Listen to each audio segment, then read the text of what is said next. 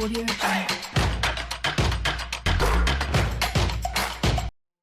Hello friends, from wherever you are joining us across the country, my name is Okoth Opondo and this is Tuko Freshy, a show that we hope will enlighten the youth, will enlighten the general public on different issues, and of course a show that we also hope will help us in creating the youth engagement platform that all of us have been crying for.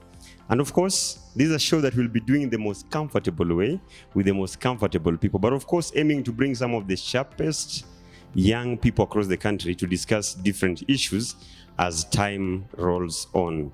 So today in this hall we have amazing people ready to tackle a very critical topic that all we've been asking ourselves all the time. We've been told severally, over 70% of Kenyans fall below the age of 35 and below. And again, we've also been reminded severally that we are a very lazy generation, that we are a generation that is not concerned. We don't show up, we don't take opportunities when the opportunities come. We are told apply for scholarships, apply for jobs, go for take the voters card, go for your IDs, and we don't care at all. Let's get in and see if the young people actually think that is the same thing. Karibuni sana. Niajen, mko freshi? Mko freshi? All right. Thank you so much. And of course, asanteni sana even for joining us today for this great conversation. I know you are joining us from different parts of Nairobi. You are coming from different fields. Some of you are students. Some of you are already working. Some of you are yet to join school. But today we are here to have this great conversation. Na karibuni sana, sindio? Today we are coming to you from the Door Church here in Ayani, Kibra, and ready for this great conversation. On the panel, I'll be joined by three friends, one sitting on this other far end by the name Lawrence. Lawrence, Lawrence works with Generation, and on my right, immediately right, also we have Winnie Akoko. Winnie Akoko runs and trains a lot of startups in business and other programs. And also on this other side, we have MC Chinaman. Chinaman was a candidate in the 2022 general election, running for the office of member of county assembly, and of course all of you. Thank you so much. Straight to the question.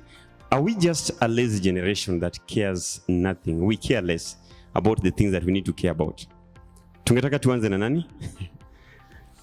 All right. The one with the microphone. Good afternoon again, everyone. I'd like to answer that question. I'd like to answer that question and say yes, we're a lazy generation. And I know they say the youth like complaining, but I'll give my reasons why. So you said we are a lazy generation. Yes. By a show of hands, let me see first of all, how many believe that we are just a lazy generation? Okay, just raise your hand if you believe you're just a lazy generation. Fine, go on. This is because many of the youth tend to make decisions without information. They make decisions which are not informed, even while applying for opportunities. They are presented opportunities, but now due to their non-informed decisions, they do not know how to utilize these opportunities to the greatest extent. Yesterday, I met a couple of friends and I asked them, might you know what the ORPP stands for? And none of them actually knew, to my surprise. And I did tell them that that's a platform, or rather that hosts the registrar for political parties. And there you can see which parties are available and how you can align yourselves to the ideals and ideologies. And they were shocked. Okay. Why? And I asked them, why didn't you know? They said, because no one has ever presented that information to me. So is that their problem or just the problem of the organization itself? Let me hear from someone else. Are we just a lazy generation? Then I'll come back to the question. Okay, thank you. Good afternoon, everyone. I beg to differ with what my friend has said. I believe we are not a lazy generation. A Kenyan is somebody who was born to be tough and to try to grasp every opportunity. You just watch what happened in the recent recruitment of the KDF at Garrison, Kawa Barracks. They only required 350 people, I guess. But it was shocking because you could think that it's a maandamano because people really showed up. Is that a lazy generation? I mean, we have been given limited our access to employment is limited. I mean, being a Kenyan is a scam because there are no opportunities. Unasema being a Kenyan is a scam. You're the same person who umesema we're a tough people. Yes. Mm-hmm. I say being a Kenyan is a scam because I blame our leadership, because like the youth who showed up for the recruitment, if I were the president, then I would say every person who has undergone the NYS training, then he or she must join the forces without going to this process of running. Yeah. Sawa sawa. Yes, good afternoon. I don't think the youth are lazy. I think it's more of the environment they exist in. Yeah? See, I was having an argument with my lecturer, and he was saying every time he tries to prompt students, he teaches anatomy, he says every time he tries to prompt students into going to look for things, they never do. They just sit back and wait. I think it's also an environment thing. Like, we've been in that state for too long where everything is just easily and readily available. That is not the same as being lazy. Being lazy implies unwillingness. They are willing, they're just not as willing as the people who found scarcity. So in short, unasema ni culture imeformiwa, tumejipata ndani. Yeah, like if you don't lack things, you know, you won't behave as somebody who lacks them. So once you provide for someone, you should not expect them to act as somebody who's not been provided for. Kuna jamaa kuna sira hapo kando yako. Personally, I don't think that we are a lazy generation. Firstly, because for a generation to be termed as lazy or hardworking, it depends on a number of issues. The first one is economic conditions, the available job opportunities, and even the education system. So now we are in a space where our education system, maybe you say the 844, was exam-based. Now you find someone has failed his or her exam. They are going to do a course which they are not passionate about. You see, so now when this person finishes school, like, they do not want to venture into the field that they studied for. So even applying now, they become reluctant. With the economic conditions, we see someone comes from a family where their brother or their sister is working, but the money that they are getting is not enough to sustain them. They are still suffering. So now when you see the working population suffering, and you now yourself, you want to apply for a job, I think that now this brings some kind of reluctance with the same. At least to appreciate pia. Asante sana. I want now to throw it to one of our panelists hapa hivi, anaitwa Chinaman. Chinaman, you ran for an office, si ndio? Na ulikuwa among the youngest people kwa hiyo race in 2022. Is it something that you can say hii generation yetu ni generation imelala tu, it doesn't care even from your engagement with the community? Again, you're calling me Chinaman and people will mistake me. In future, they want to see my name in the ballot. So I am Musila John. So that when they see the name Musila, they don't wonder where is Chinaman. I want to believe first, young people in this country are not lazy. The only thing that makes it easy to define them as lazy is because of what we look as work and what young people look at as work.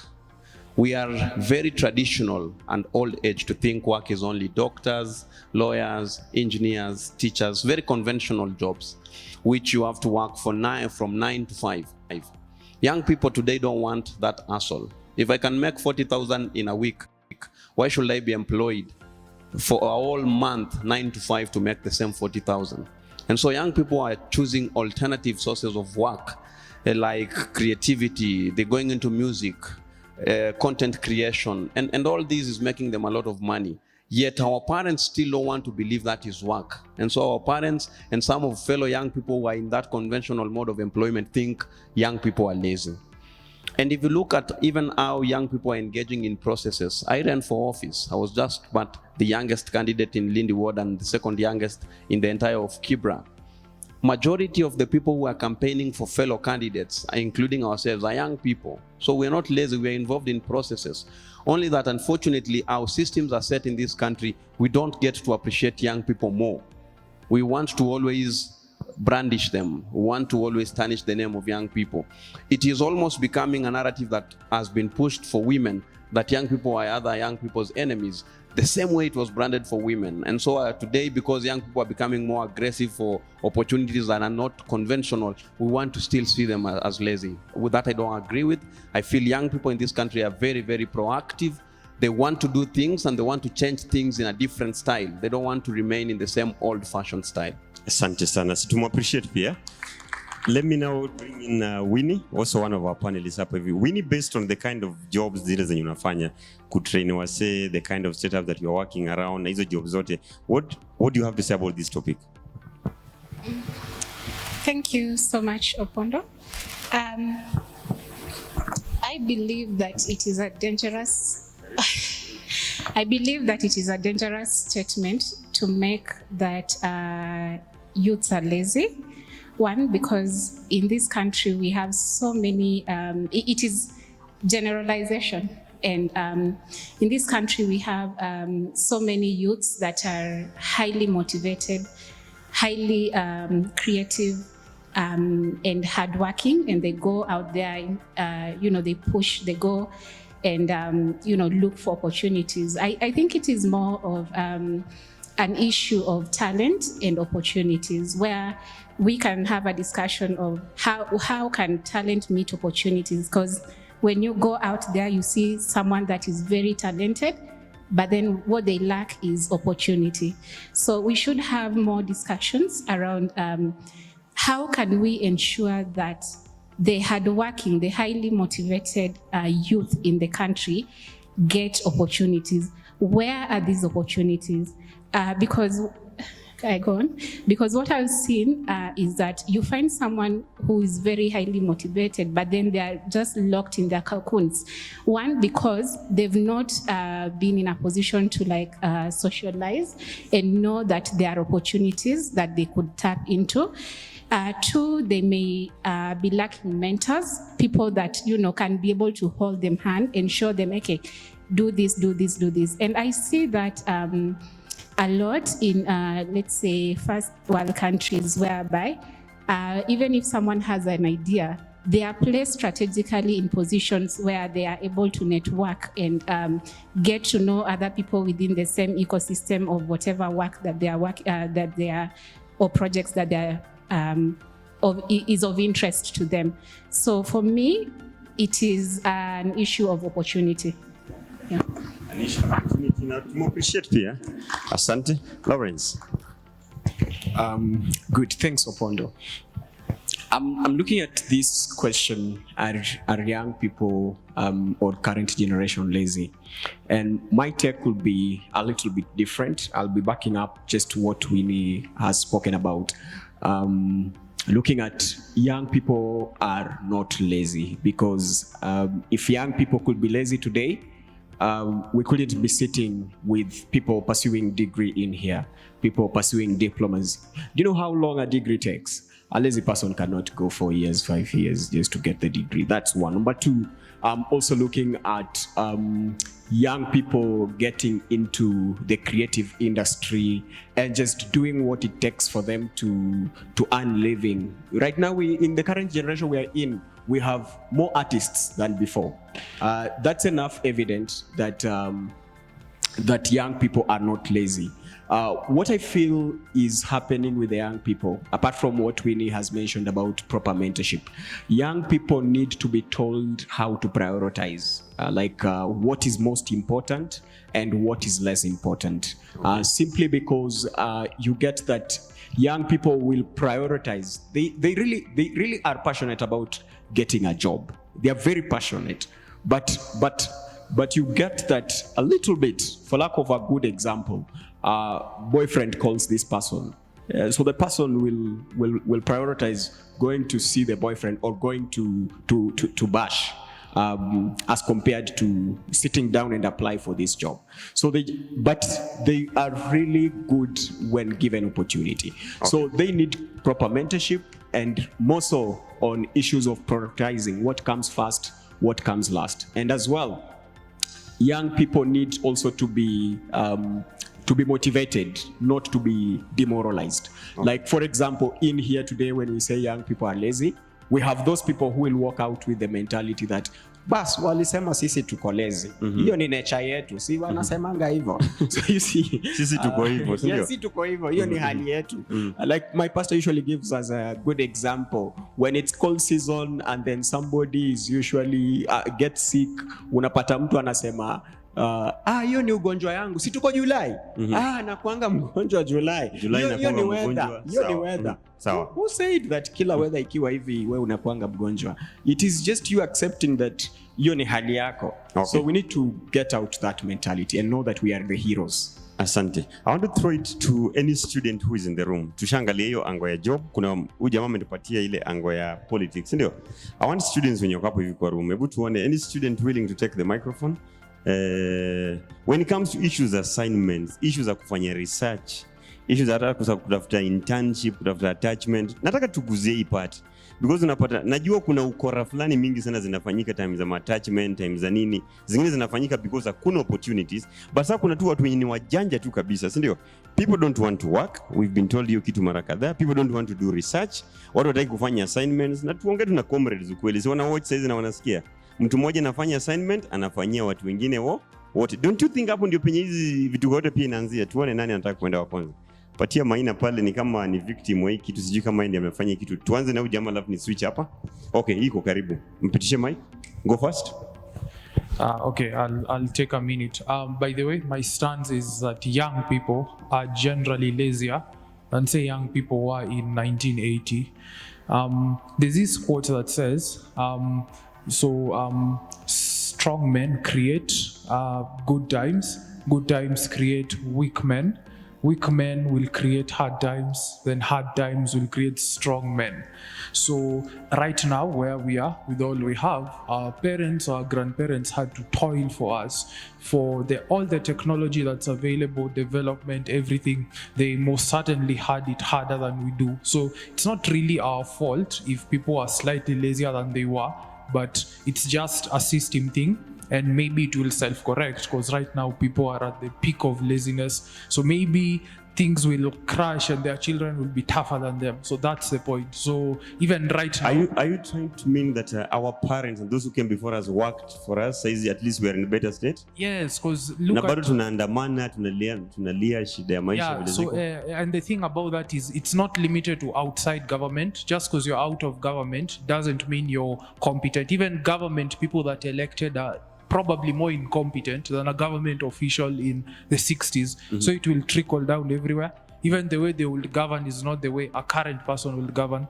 So as it stands, everything is easier. Even me personally in law school, I have Kenya Law, the app. I'll search for a statute, itatokea mara moja. I'm sure that was not the case 20 years ago. You had to go and manually look through books, ChatGPT, the online research, literally everything is simpler, but it's not their fault that they're like this. They're just the way they are. And even if it's easier, you'll inevitably have to make a trade-off. So the trade-off will be maybe you're lazier, maybe you won't have to adapt. So yeah, it's just the way it is. Tougher people will probably come in future when things crumble or crash. I like moja umesema that hata si young people peke yake, hata serikali yenyewe pia ni lazy, si ndio? Exactly. Serikali ya 80 kama serikali. Sasa hata serikali sasa pia ni serelak. Okay. I think you should have made that question more personal. You should have said, are you lazy? Because you would have had very different answers. I'm sure none of us here would have said, are you lazy wewe mwenyewe? I'm not lazy. And I'm part of the youth. So I don't think we need to be so negative about it, because I believe all of us here perceive ourselves as not being lazy. We see ourselves as being very hardworking.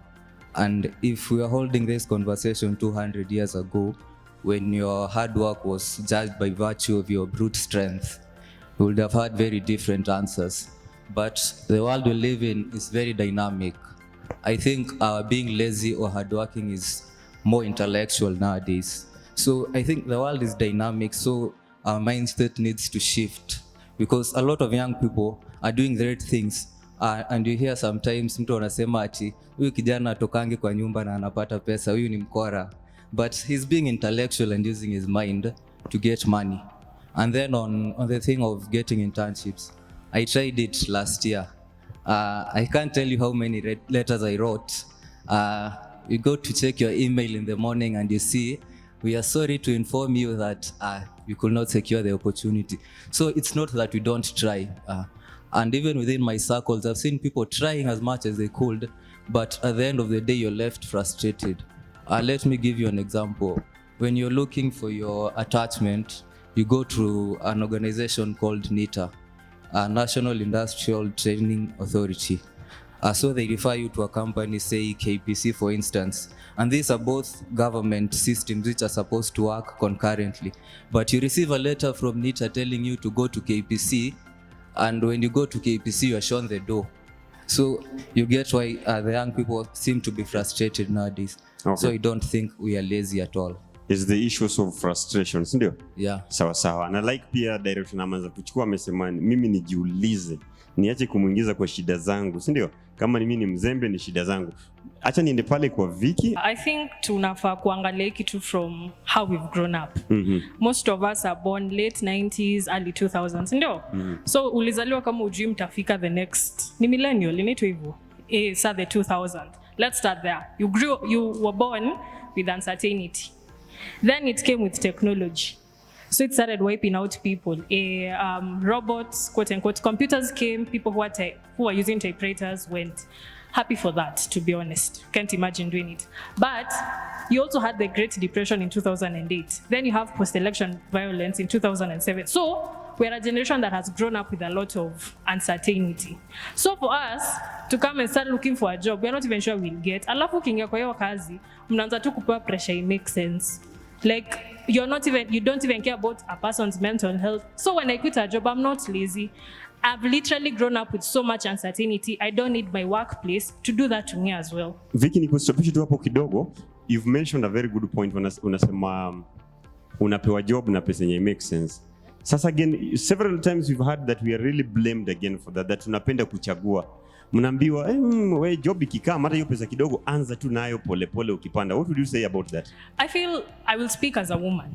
Nimeanza kazi juzi. Thank God the contract I have iko open. Kila mtu analipwa the same. But ukiangalia statistics tu zimetoka tu juzi.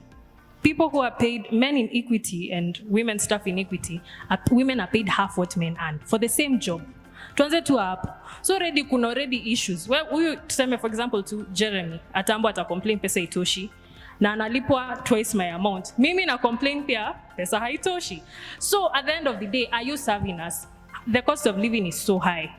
Tuanze hapo. Mishahara zijapanda. So are we really lazy ama we're asking for what is due? When you go to a job interview and they ask you for salary expectations and you give them reasons, I take care of my family, the inflation cost is high, your service charges have gone up. So I deserve say 100K for my 5 years of experience. Like unaji justify. So kwambia hapana, we can get someone at 50. Like it is very wrong. We're just waiting for what is ours. We are looking for certainty. Okay. We've never had it. Sawa, tumu appreciate. Amesema lazima pia ujue value yako, si ndio? That's actually what Vicky is saying. By asking for what you feel you deserve, I manish you are lazy. Bill, in a minute?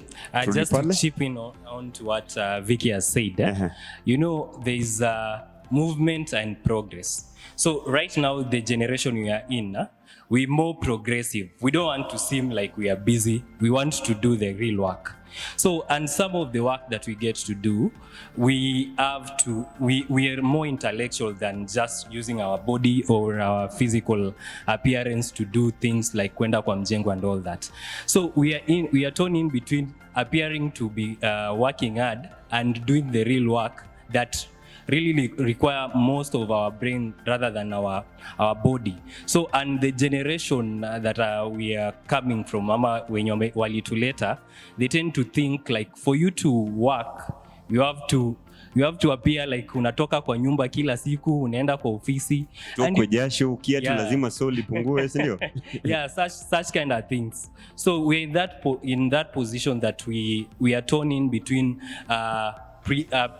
presenting ourselves as working hard and really working hard and not appearing to be working hard. Okay. Yeah. Sawa. There was a hand up kuna nani?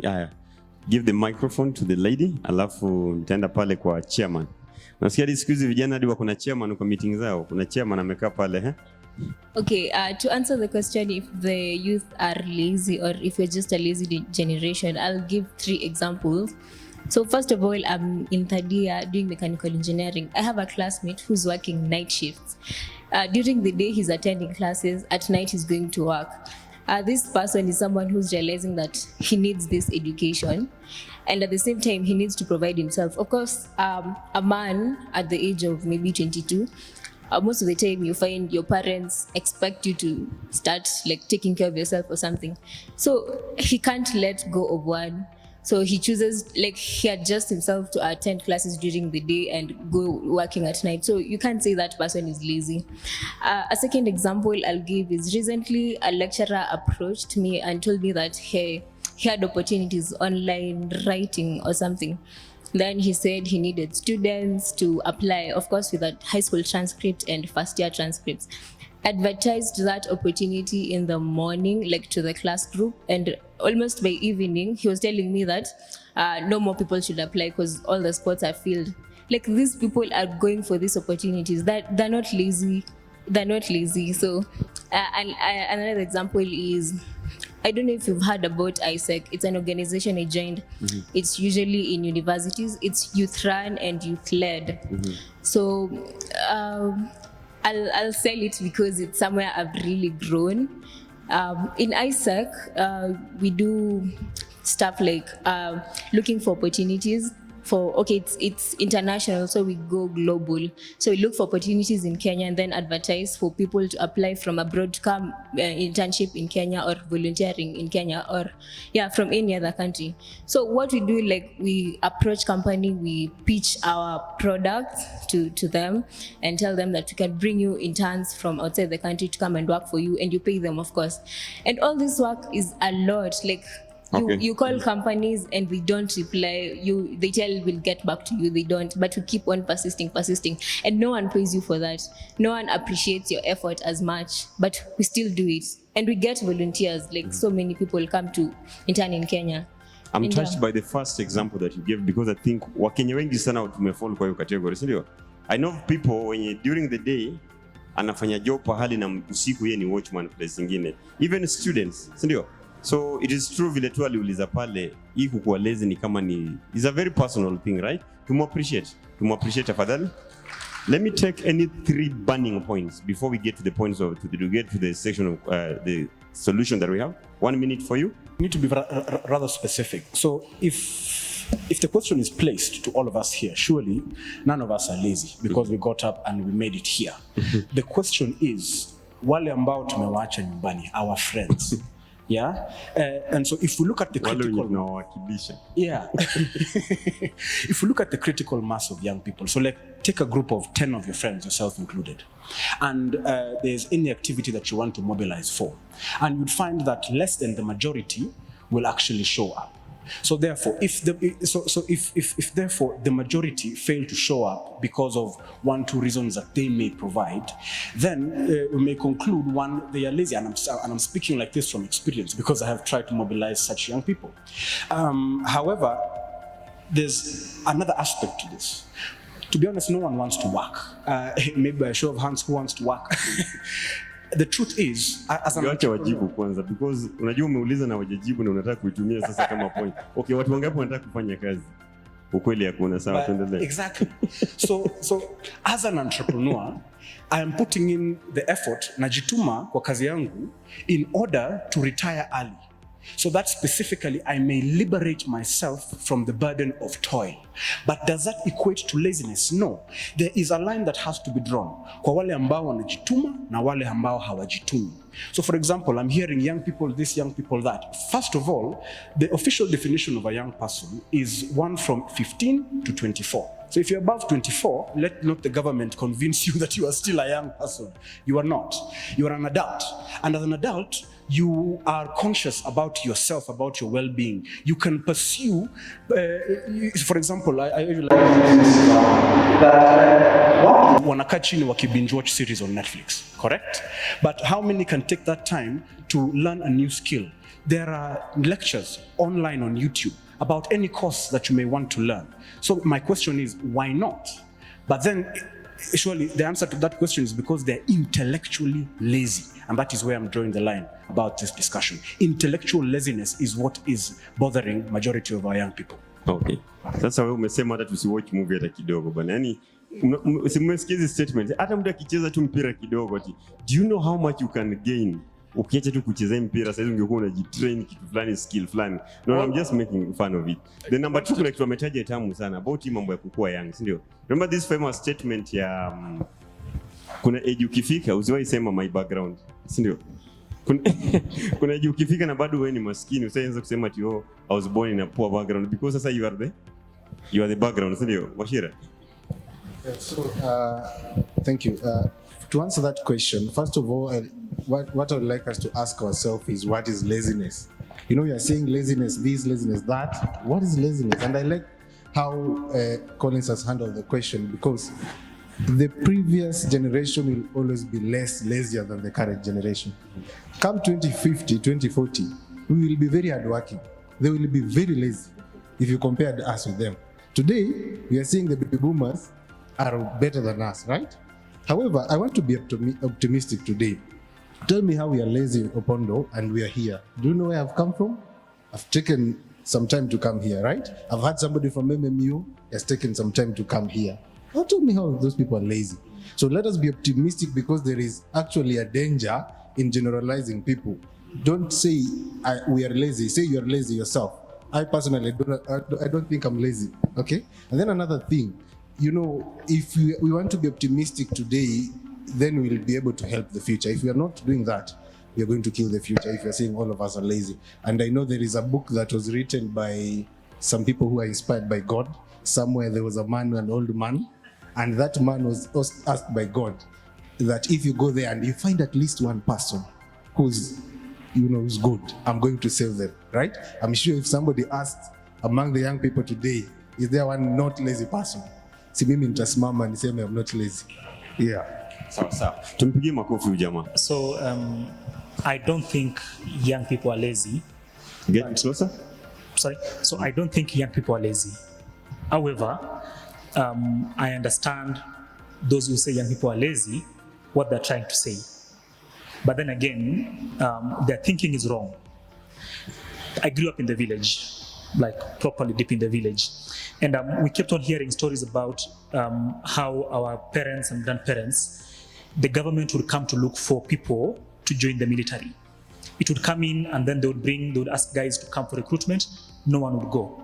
So a Land Cruiser would move around the village, picking random young people who looked physically fit. You have a job. That's literally a job that you have for free.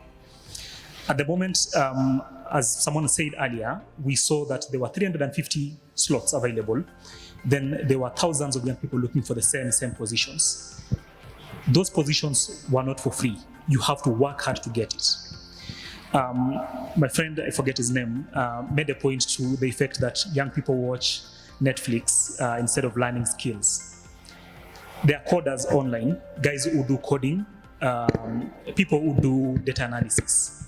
Most of their lessons, they get them from online. That's why everybody knows some random Indian somewhere whose YouTube videos you go to and you get a skill on how to do something. We're not lazy. Intellectually, we're not even lazy. It's only that we have tools that are available.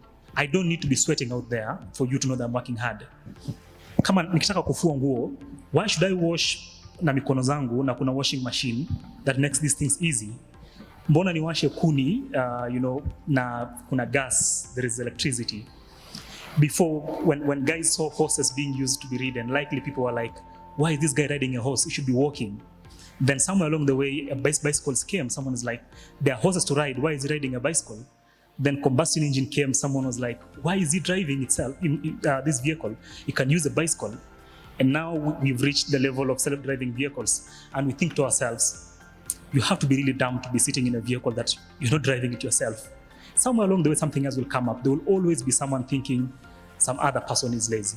Our parents think we are lazy because they are used to hardship. They're used to struggling. Mimi sitaki kuteseka. Like, why am I working? If I can make money and have a good life, Why should I struggle? Huku nje, you know, I have injuries and calluses on my body so that somebody can know that I'm working hard. Someone raised the point about civil servants and them being lazy and or people being lazy in government. You see, when people go to government, all of us know the infamous story about civil servants kuweka koti kwa kiti na kupotea for the rest of the day. We don't want to do that. I don't want to be sitting from 8 a.m. to 5:30 p.m. ndio mjue kwamba nafanya kazi. If I can do this job between 8 and 11 na imeisha, mbona nikae hapo? Siri, wacha nilale chini ya mti, you know, I can go sit at Uhuru Park. Nikienjoy, you know, the breeze there. Okay. So thank you very much. Yeah. Asante. Let's appreciate Titus. And Titus' statement kind of brings us to this, you've heard of all these statements about who is a wife material. Siku hizi vitu zimechange. You ever heard of this statement that dem haezi pika ugali, really? Dem naleta hadi ugali kuka kwa nyumba, naleta hadi rice kuka kwa nyumba na nini. So Titus actually anasema hizi vitu, si ndio? Kitambo people used to say dem akikuja kwangu lazima afue. Sasa dem na hizo makucha atafua aje? Sijui nani na hizo nini atafanya. Sasa Titus anasema sasa hizi technology imekam na make vitu zikakuwa easier. Could it be the reason as to why people think that we are lazy or why this generation is lazy? Maybe just a question. Okay, fine. Oh, thank you. So, I also don't think young people are lazy. I think we have to put it into context. I think the trends that have been set and that have been developing. So, a while back, the first trend was bringing down the degree. There was a time the degree was important, and then wakakuja wakashusha wakasema unaweza kuwa na degree but bila connections hakuna, si ndio? Then they came and introduced the creative side sector to which young people flooded. The point I'm trying to come up with is, I don't think it's laziness, it's more of they also have to question themselves and ask themselves what's sustainable for them. Unaambia mtu aende shule miaka 5 apate degree na usimpatie kazi, that doesn't seem sustainable. Unaambia msende achimbe mitaro, okay, for how many years can you give him your job achimbe mitaro, or does he have to be a temp from one place to another to another? Young people also have to think. You see, today the reality of the future is not so obscure. Everybody now knows they are growing up. And people underestimate the fact that young people are now coming to that realization, and they want to make decisions that will ensure that in the next 20, 15 years, they are still well off. Okay. And I think for us, we have to draw a line and ask ourselves, are the options available sustainable for them? Okay. So let's appreciate Simon. To answer the question that you've asked about the wife material issue, and if that's why most of the people say we've become lazy. Okay, so I just feel like technology is changing every now and again, and people are just trying to make work easier. That's why there's no need for you to use, like, let me use his example. There's no need to use kuni while cooking, while you can get a gas cooker for yourself to cook. It's the same way I'm in my 4th year right now. You can find that maybe one time the lecturer gives us an assignment, and maybe they expect us to go to the library and look for the hard copy books and look for the answers inside there. Yet you can just sign into your maybe ChatGPT or Quilt box, and less than a minute you have your whole essay that you want. Okay. So that doesn't make me lazy. I'm just trying to do most of the work within a shorter period of time. That's what I think. Okay, so sawa, tumu appreciate pia. All right. Okay. Don't nimekuona sana. Don't worry. I know how I'll compensate for that. I'll be brief. This is a rare scenario which has two sides. One side I'll put desperation, and the other side I'll put what ails most of the youth in Kenya, something called instant gratification. So on the side of desperation, now we'll see the hardworking youth. Najua mmewatetea sana. The hardworking youth who are always on survival mode, and they have grown accustomed to this. They've grown in an environment that have boxed them into this survival mode. In an environment where the cost of living is high. Yes, their purchasing power is diminishing. They're being taxed every day. Yeah, they'll have to get these secondary jobs, to supplement their needs, to buy the basic commodities. Do you know why? It's because, one, I knew what I wanted in life. I got out of the comfort zone and I told myself I have to do this. Another thing I thank God is because I got a right mentor who could tell me where to step, how to step. Young people need proper mentorship. And as I said in my speech earlier. Nataka uchange statement. Tuachane na young people need. Ebu waambie what they need wao wenyewe. Waambie tu. Pardon? Talk to them directly. Acha kusema that young people need. Sasa waambie wao because unaongelesha. Good. You as a young person who is listening to me today, you need to get ready, get out of your comfort zone, and face the big elephant that is ahead of you, which is success. Success does not come on a silver platter. You need to chase it. You need to look for it. You need to fight and make sure that no matter any odd that is against you, you get it right. Another thing that I would love to share as well is have a zeal and be hungry to succeed as well. Be hungry for something, get into it with full force, knowing that you came on this earth and you came to shape yourself. And so nobody will shape the future for you. You're the person to shape the future for yourself.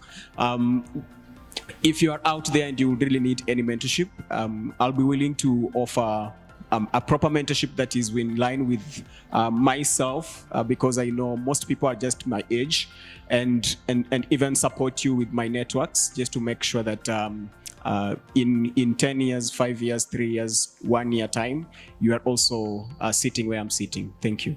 Asante sana. I'm happy because at least yeye sasa amesha kubali he is the background, sindio?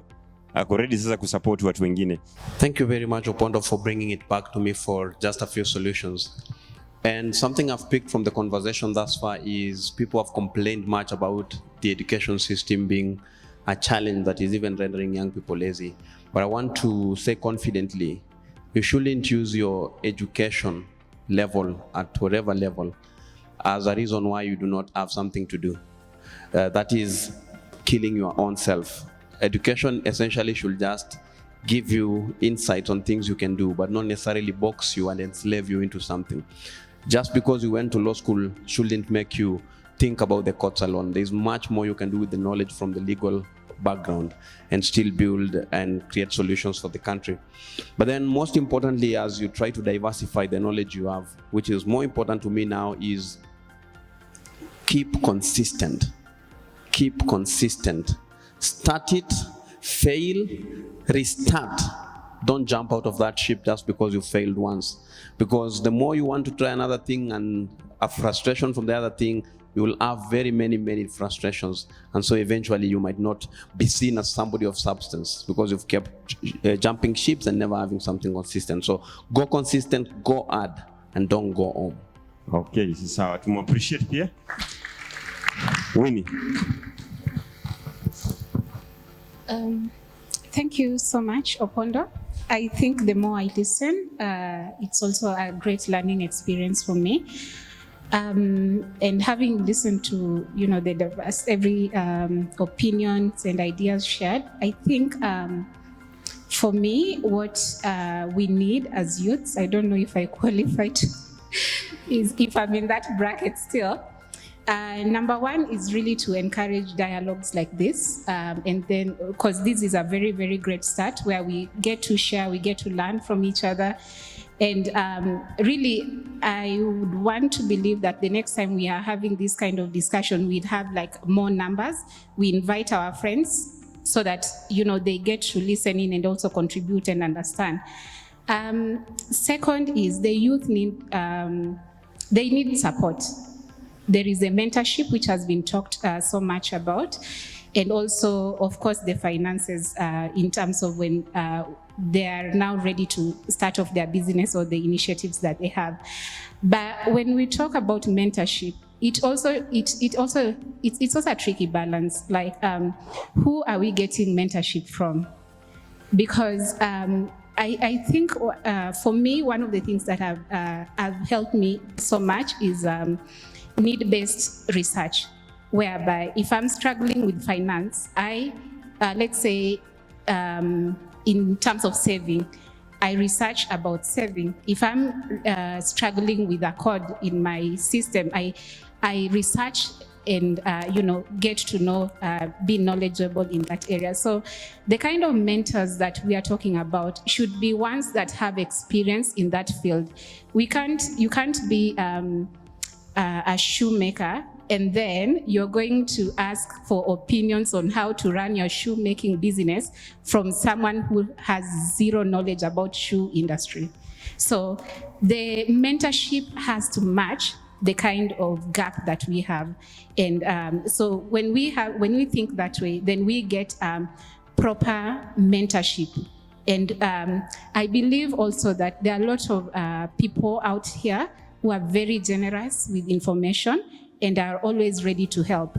But sometimes we, as youth, we don't ask. There is, the other day I